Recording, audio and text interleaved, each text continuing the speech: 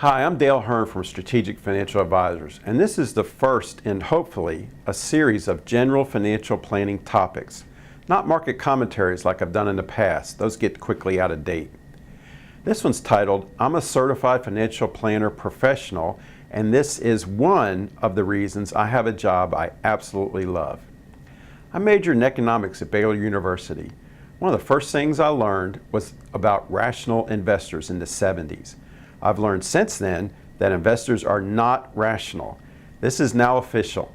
Richard Thaler won the Nobel Prize for Economics in October of 2017. He's an economics professor at the University of Chicago and has spent most of the past 4 decades pointing out that people don't act or invest the way economists say they do. He has also changed the investing world itself, enabling millions of people to save more than they otherwise would have thought possible. Professor Thaler shattered the idea from within.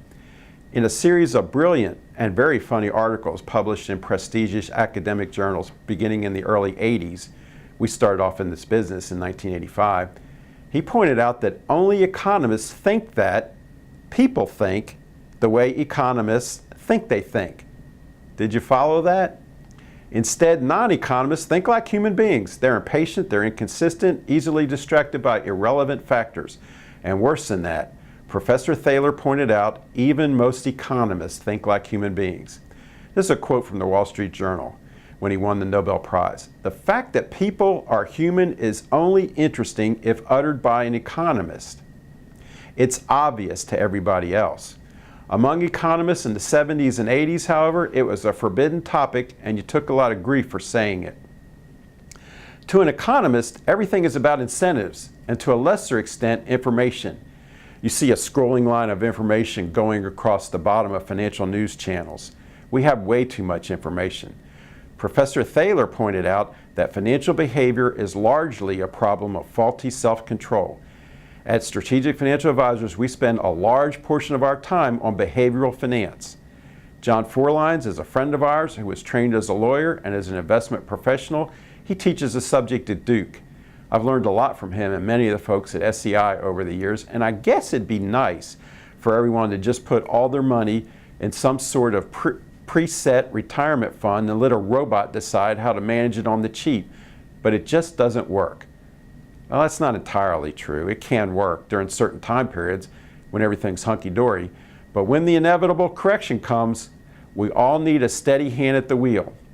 If you're in a ship in a storm, you can probably withstand being tossed and turned for a little while, but after so much, you can't stand it anymore, and you'll decide to abandon ship to even more disastrous consequences.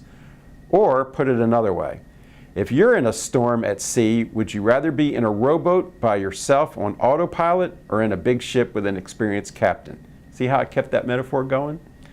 That's one reason why we spend so much time figuring out and measuring your risk tolerance. Our company mission statement is helping you to become good stewards of your financial resources. After all these years, I can say with a great degree of confidence that many times the most valuable advice we give you has little to do with particular investments. There's a lot of great investment managers in the world, and really, I think, if you take a few of the top companies and you match up similar investments portfolios, you throw them all into a hat, check it again in 10 years, they'll come out about the same. Our job here is to keep you from detouring off to a path that will delay or even ruin your retirement. And we know what those decisions are, and we can help you navigate the proper course. A really smart guy who has been saying for over 40 years what my business partner Keith and I have been saying for over 30 years, won the Nobel Prize for Economics last October, and this is very, very cool, and it's about time.